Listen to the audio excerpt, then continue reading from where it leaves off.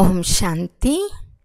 ఈరోజు Murali date 21 October 2025.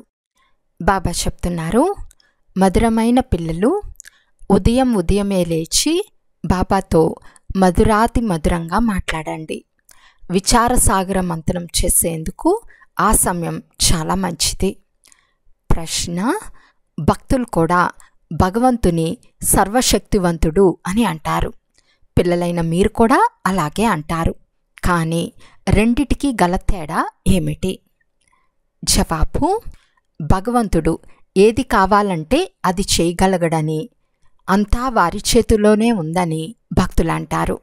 కానీ నేను కూడా డ్రామా బంధనంలో బంధింపబడి ఉన్నానని బాబా తెలిపించారని మీకు తెలుసు. డ్రామా సర్వశక్తివంతమైనది. తండ్రిని సర్వశక్తివంతుడు అని ఎందుకంటారు అంటే వారి వద్ద సర్వులకు సద్గతినిచ్చే శక్తి ఉంది. ఎవరు లాక్కోలేని రాజ్యస్థాపన చేస్తారు. ఓం శాంతి. ఓం శాంతి అని ఎవరన్నారు? బాబా అన్నారు. ఓం శాంతి అని ఎవరన్నారు? దాదా అన్నారు. అత్యంత ఉన్నతమైన వారి మహిమ చాలా గొప్పదని ఇప్పుడు పిల్లలైన మీరు గుర్తించారు. సర్వశక్తివంతులు కనుక వారు చేయలేనిదేది లేదని భక్తి మార్గంలోని వారంటారు.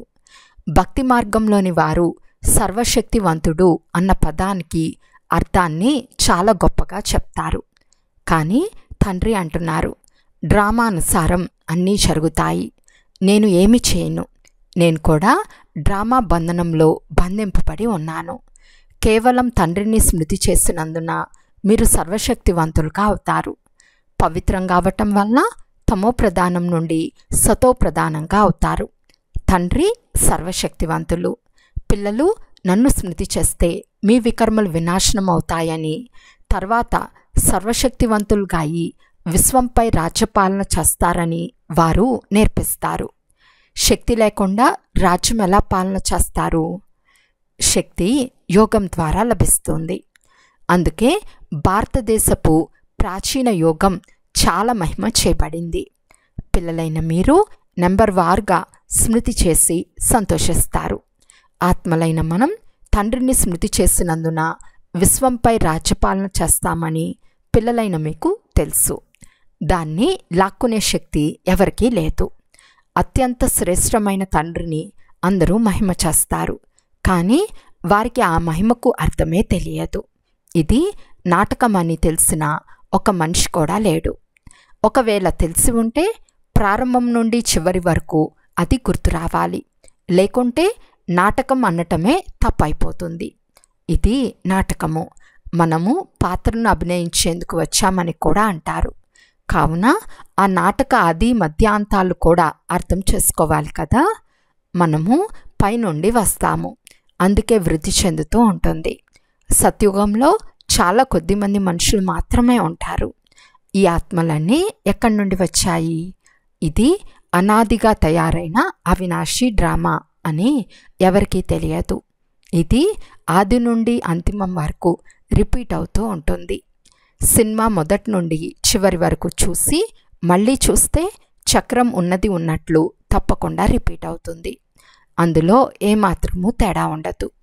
తండ్రి మధురాతి మధురమైన పిల్లలకు ఇలా మాట్లాడమని అర్థం చేయిస్తారు. ఎంత మధురమైన తండ్రి! బాబా, మీరు ఎంత మధురమైన వారు! బాబా, ఈ ప్రపంచమిక చాలు, ఇప్పుడు మేము మా సుఖధామానికి వెళ్తాము. ఆత్మ పవిత్రంగా అయితే అచ్చట పాలు కూడా స్వచ్ఛమైనవి దొరుకుతాయని తెలుసుకున్నారు. శ్రేష్టాచారులైన మాతలు చాలా మధురంగా ఉంటారు. సమయానుసారం వారంతటకు వారే పాలు పడతారు. పిల్లలు ఏడ్చే అవసరం ఉండదు. ఈ విధంగా విచారసాగర మంత్రం చేయాల్సి ఉంటుంది. ఇలా ఉదయమే లేచి బాబాతో మాట్లాడితే చాలా మజాగా ఉంటుంది. బాబా, మీరు శ్రేష్టాచారి రాజ్యస్థాపనకు ఎంతో మంచి యుక్తులు తెలుపుతున్నారు. మళ్ళీ మేము శ్రేష్టాచారి మాతలు ఒడిలోకి వెళ్తాము. అనేకసార్లు మేమే ఆ నూతన సృష్టిలోకి వచ్చాము.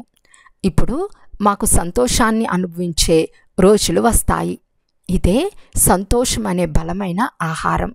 అందుకే అతీంద్రియ సుఖం గురించి అడగాలి అంటే గోప గోపికలను అడగండి అని అంటారు. ఇప్పుడు మనకు అనంతమైన తండ్రి లభించారు. మనల్ని మళ్ళీ స్వర్గానికి యజమానులుగా శ్రేష్టాచారులుగా తయారు చేస్తారు. కల్పకల్పం మనం మన రాజ్య భాగ్యాన్ని తీసుకుంటాము, ఓడిపోతాము, మళ్ళీ విజయం పొందుతాము. ఇప్పుడు తండ్రిని స్మృతి చేసి రావణునిపై విజయం పొందాలి. అప్పుడు మనం మళ్ళీ పావనంగా అవుతాము. అక్కడ యుద్ధం, దుఃఖం మొదలైన మాటలే ఉండవు. ఏ ఖర్చు ఉండదు. భక్తి మార్గంలో జన్మ జన్మాంతరాలు ఎంతో ఖర్చు చేశారు. ఎన్ని ఎదురుదెబ్బలు తిన్నారు, ఎంతమంది గురువులను ఆశ్రయించారు. ఇప్పుడు అర్థకల్పం మనం ఏ గురువుల వద్దకు వెళ్ళము, శాంతిధామానికి సుఖధామానికి వెళ్తాము. తండ్రి అంటున్నారు, మీరు సుఖధామానికి వెళ్ళేవారు, ఇప్పుడు దుఃఖధామం నుండి సుఖధామానికి వెళ్ళాలి. ఓహో, మా బాబా మమ్మల్ని ఎంత బాగా చదివిస్తున్నారు. మా స్మృతి చిహ్నాలు కూడా ఇక్కడే ఉన్నాయి. ఇది చాలా ఆశ్చర్యం. ఈ దిల్వాడా మందిరానికి అపారమైన మహిమ ఉంది. ఇప్పుడు మనం రాజయోగం నేర్చుకుంటున్నాము. ఈ జ్ఞాపక చిహ్నాలు తప్పకుండా తయారవుతాయి కదా. ఇది పూర్తిగా మన జ్ఞాపక చిహ్నమే. బాబా, మమ్మ మరియు పిల్లలు కూర్చుని ఉన్నారు. క్రింద యోగం నేర్చుకుంటున్నారు. పైన స్వర్గరాజ్యం ఉంది. వృక్షంలో కూడా చాలా స్పష్టంగా ఉంది. సాక్షాత్కారం చేయించిన తర్వాత బాబా ఈ చిత్రాలను తయారు చేయించారు. బాబానే సాక్షాత్కారాలు చేయించి కరెక్షన్ కూడా చేశారు. ఎంత ఆశ్చర్యం! ఇది పూర్తిగా నూతన జ్ఞానం. ఈ జ్ఞానం గురించి ఎవరికీ తెలియదు. తండ్రియే కూర్చుని అర్థం చేయిస్తున్నారు. మనుషులు ఎంత తమోప్రధానంగా అవుతూ ఉంటారు. మనిషి సృష్టి పెరుగుతూ ఉంటుంది. భక్తి కూడా వృద్ధి చెందుతూ తమోప్రధానమవుతూ ఉంటుంది. ఇక్కడ మీరు సతోప్రధానంగా ఏ పురుషార్థం చేస్తున్నారు. గీతలో కూడా మన్మనా భవ అనే పదం ఉంది. అయితే భగవంతుడు ఎవరో ఇది మాత్రం ఎవరికీ తెలియదు. ఇప్పుడు పిల్లలైన మీరు ఉదయమే నిద్రలేచి మానవులకు భగవంతుని పరిచయం ఎలా ఇవ్వాలో విచారసాగరం మంతనం చేయాల్సి ఉంటుంది. భక్తిలో కూడా మనుషులు ఉదయమే లేచి చిన్న గదిలో కూర్చుని భక్తి చేస్తారు. అది కూడా విచారసాగరం మంతనమే కదా. ఇప్పుడు మీకు జ్ఞాన 3వ నేత్రం లభించింది. 3వ నేత్రం ఇచ్చే కథను తండ్రి వినిపిస్తారు. తర్వాత దీనినే తీసరి కథ అని అనేశారు. తీసరి కథ, అమర్ కథ, సత్యనారాయణ కథ అన్నీ ప్రసిద్ధి చెందినవి. వినిపించేవారు ఒక్క తండ్రి మాత్రమే. ఈ కథలు భక్తి మార్గంలో కొనసాగుతాయి. జ్ఞానం వలన పిల్లలైన మీరు సంపన్నంగా అవుతారు. అందుకే దేవతలను పదమాపదం పతులు అని అంటారు. దేవతలు చాలా ధనవంతులుగా పదమాపదం పతులుగా అవుతారు. కలియుగానికి సత్యుగానికి రాత్రికి పగలుకున్నంత తేడా ఉంది. మొత్తం ప్రపంచమంతా శుభ్రమయ్యేందుకు సమయం పడుతుంది కదా. ఇది బేహద్ ప్రపంచం. భారతదేశం అవినాశి ఖండం. ఇది ఎప్పుడూ కూడా ప్రాయలోపం అవ్వదు. అర్థకల్పం ఈ ఒక్క ఖండం మాత్రమే ఉంటుంది. తర్వాత నెంబర్ వారుగా ఇతర ఖండాలు ఉత్పన్నమవుతాయి. పిల్లలైన మీకు ఎంత జ్ఞానం లభిస్తుంది? ప్రపంచ చరిత్ర, భూగోళం ఎలా తిరుగుతూ ఉందో వచ్చి తెలుసుకోండి అని చెప్పండి. ప్రాచీన ఋషులకు, మునులకు ఎంత గౌరవం ఉంది. కానీ వారికి కూడా సృష్టి ఆది మధ్యాంతాలు తెలియవు. వారు హఠయోగులు. కానీ వారిలో పవిత్రత బలముంది. ఈ పవిత్రత వలన భారతదేశం నిలబెట్టబడుతుంది. లేకుంటే ఈ భారతదేశం ఏమయ్యేదో కూడా తెలియదు. ఇంటిని అలికి శుభ్రపరిస్తే శోభిస్తుంది కదా. భారతదేశం చాలా పవిత్రంగా ఉండేది. ఇప్పుడదే పతితమైపోయింది. అక్కడ మీరు చాలా కాలం సుఖంగా ఉంటారు. మీ వద్ద చాలా ధనం ఉంటుంది. మీరు భారతదేశంలోనే ఉండేవారు. మీ రాజ్యమే ఉండేది. ఇది నిన్నటి మాటే. తర్వాత ఇతర ధర్మాలు వచ్చాయి. వారు వచ్చి కొద్దిగా బాగు చేసి ప్రసిద్ధి చెందారు. ఇప్పుడు వారు కూడా తమో ప్రధానంగా అయ్యారు. ఇప్పుడు పిల్లలైన మీకు ఎంత సంతోషం ఉండాలి. ఈ విషయాలన్నీ కొత్త వారికి వినిపించరాదు. మొట్టమొదట తండ్రి పరిచయంను ఇవ్వాలి. ఆ తండ్రి నామరూప దేశ కాలాలు తెలుసా? అత్యంత ఉన్నతమైన తండ్రి పాత్ర ప్రఖ్యాతంగా ఉంటుంది కదా. ఆ తండ్రే స్వయంగా మనకు సూచనలు, ఆదేశాలు ఇస్తున్నారని ఇప్పుడు మీకు తెలుసు. మీరు మళ్ళీ మీ రాజధానిని స్థాపన చేస్తున్నారు. పిల్లలైన మీరు నాకు సహాయకారులు. మీరు పవిత్రమవుతారు. మీ కొరకు పవిత్ర ప్రపంచం తప్పక స్థాపన అవుతుంది. ప్రపంచం మారిపోతూ ఉందని మీరు రాయండి. ఆ తర్వాత సూర్యవంశీలు, చంద్రవంశీల రాజ్యం వస్తుంది. మళ్ళీ రావణ రాజ్యం వస్తుంది.